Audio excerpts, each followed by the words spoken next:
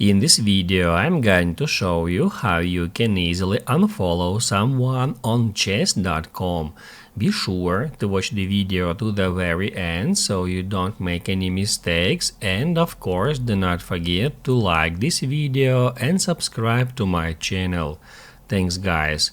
So let's get started, and first off, open up a web browser, then go to chess.com and make sure you are signed into your chess.com account. After that, all we have to do is just open up someone's profile of a user that we would like to unfollow, and then click right here where it says more.